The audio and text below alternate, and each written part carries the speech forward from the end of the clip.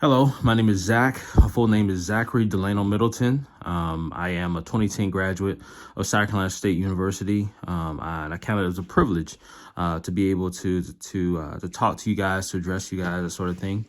And I want to thank Mr. William Ellis for giving me this opportunity.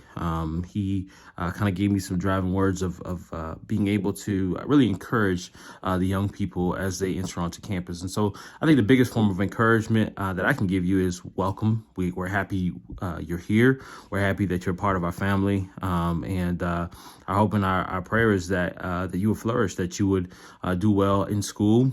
And that you would see school as a very vital and important part of your larger story and larger vocational journey, but just a part. You know, we want to see you develop as a human being. And so I just want to say that as an alum of the university. This particular video, I wanted to structure it into three different ways. And first, I want to just tell you my story, I guess why I'm addressing you. Then I want to talk about South Carolina State, the bigger picture of South Carolina State. And then last but not least, I want to talk about your role within it and hopefully how you'll leave that legacy. And I want to kind of give you a push or a challenge as you are going to do great things on our campus. And so I think first off, my name is Zachary Delano Middleton. When I was in school, I was the SJ president. I was also part of the football team. And I was also a part of, I did one, I can't technically, I guess I'm technically an HD player. It depends on who you ask, but I was part of a great show with the Henderson Davis players called Taking a Stand. It was a play by a gentleman named Calhoun Cornwell, who's trying to turn that play into a movie now. And so I had an opportunity to really enjoy my time at South Carolina State, not just through the activities that I participated in, but just the friends. I think one of the biggest things that you'll see as a student is, and right now, of course, this is COVID time, so you don't have an opportunity to interact with different people, that sort of thing.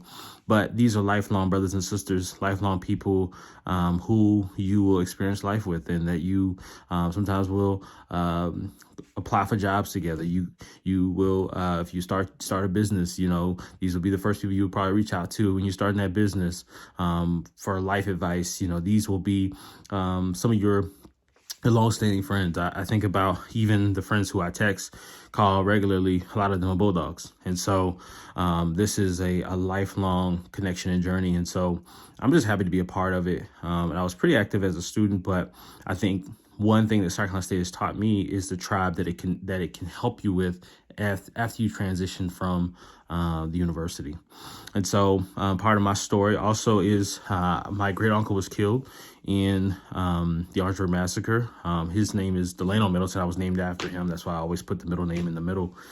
And for those people who are not familiar with what is the Orangeburg Massacre, really the story starts in the 50s and 60s, like prior to the 1968, the tragic event happening. Orangeburg was a hub for civil rights activity. One of the ways we know this is we read books like Cecil Williams. He has Outside of the Box in Dixie, Orangeburg 1968, and the book called The Orangeburg Massacre by Jack Bass and Jack Nelson, and also Professor William Hine. I don't know if he's still a professor there now, but he wrote a book on the history of South Carolina State in the Jim Crow South, and it's amazing the civil rights history that South Carolina State had, and I can go through so many different other times where there were protests that were led on campus. One person who was very vital was a gentleman named Fred Moore, who was the SJ president in 1956, who was actually removed from the campus because of his student demonstration. And so there's a history of civil rights activity at South Carolina State and for the students that are in the community. And so you are walking on a long lineage of protests and student action activity that have done amazing things. But in 1968, students were protesting. They were trying to get into an all-white bowling alley that is in downtown Orangeburg. Currently, to my knowledge, it's being made into a museum.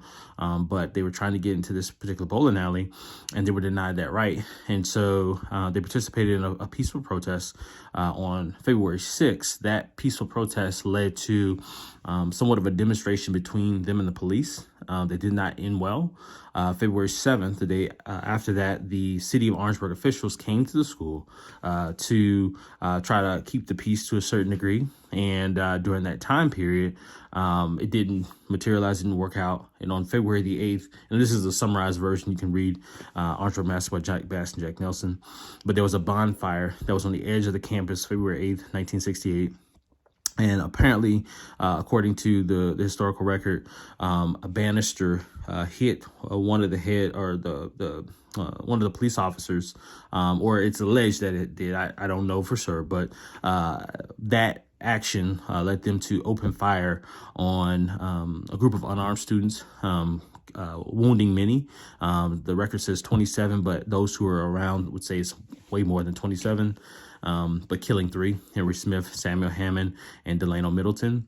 And when you think of some people abbreviate it the SHM, the gym, the basketball gym, that is a tribute to those 3 men who were slain. And so that's a part of the history at South Carolina State. And so part of my story, how it connects to South Carolina State story, is that every year, and they'll also have an event this year, but every year there's a commemoration activity or event. And during that commemoration, there's an opportunity for those outside in the community to pay tribute and pay respect to those 3 men that were slain. And so that is a big part of my story as it pertains to South Carolina State, but also yours as well, to know that civil rights demonstration happened on your campus, and to know that a lot of the incidents that we see in the news in terms of police brutality and the shootings, etc., a lot of those incidents are still going on or happened years ago.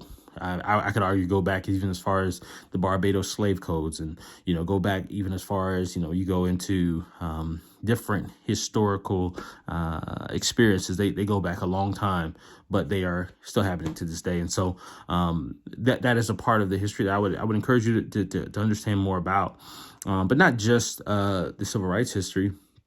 Even when you start thinking about so many amazing educators, so many amazing leaders, I think of people like, oh goodness, I'm drawing a Benjamin Mays, who was somewhat of a father figure, a mentor type role for Martin Luther King Jr.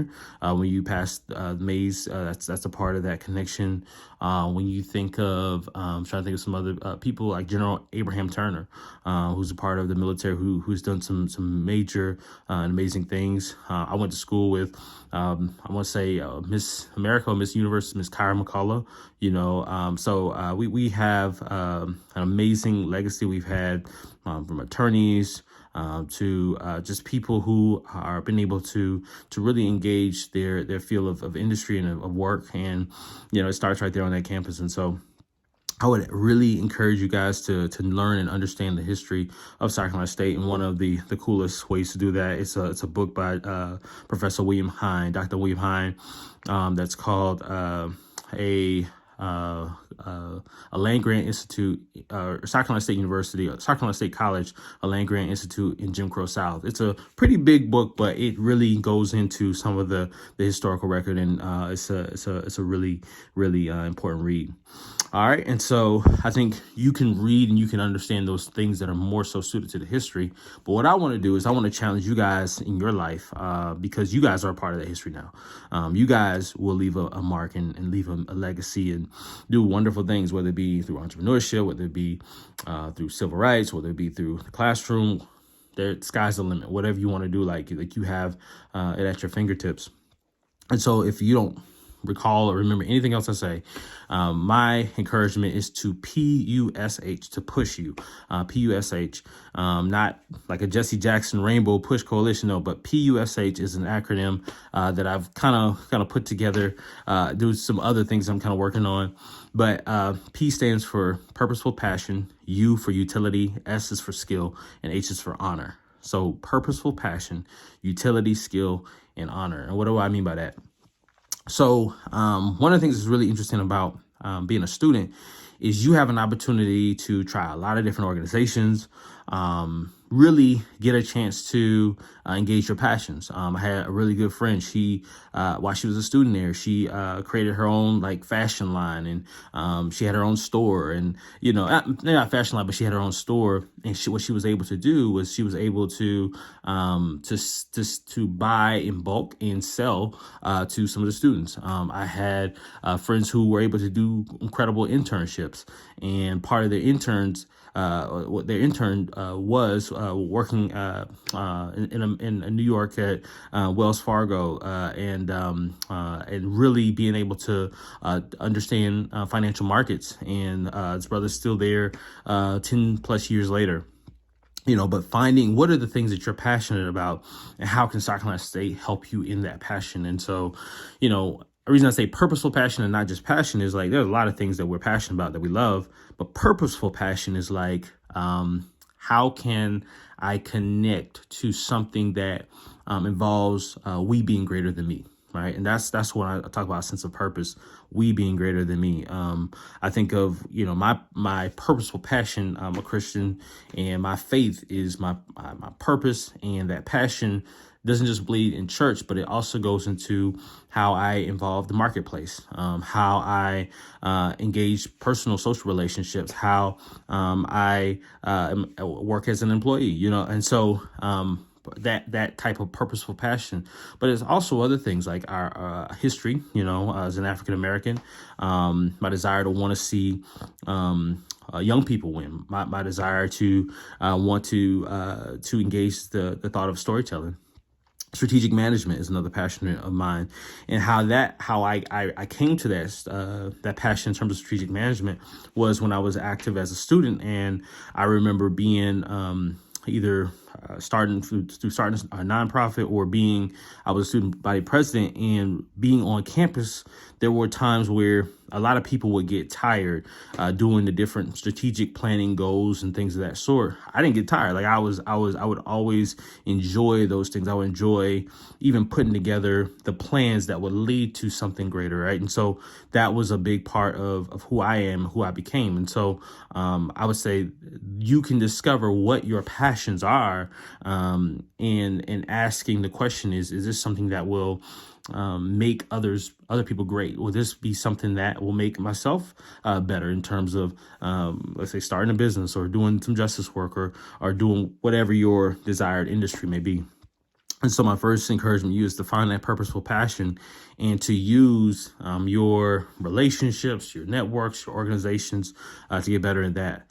Next is a sense of utility, right? Like, what are some of the things that you would say that there's a need for, right? I think that one of the, I would say tragedies, but like there's so often most people will enter into either a vocation or a movement space, and it will only be kind of to fuel our own ego, but it won't be to say like, how can I address a specific need? How can I understand more about what's going on in the world that's around me, and how do I make a difference in it? And so part of that is just listening and learning to what some of those needs are. If I had to do it all over again, I probably would have a survey, and sit down with, what are some of the needs for the students? What are some of the needs for the community, and how can you create some type of organization or cultivate an organization that already exists in serving that need? And so I say purposeful passion, utility, and then skill. I think that one of the things that we do in the classroom is we develop a sense of competency, right? We get better at the skills that are needed to be better professionals. And so, I know some people say, well, man, I'm in this class, this math class. How is this math class going to help me? Or how is this particular English class, or what have you? And just know that those classes, they help us with the skills that are needed. Math is problem solving. When you think about the things that are tied to English, that helps you in marketing. You can't market something with bad grammar, right? And so like, all of these things are tied to a bigger purpose and a bigger sense of goal and a bigger sense of connection. And even something as simple as networking, right? Like there's a skill that you're learning in how to engage someone who may be in your dorm versus how to engage a professor, how to engage an alum, and you're learning all those different things as you move through your time at South Carolina State. Last but not least, honor.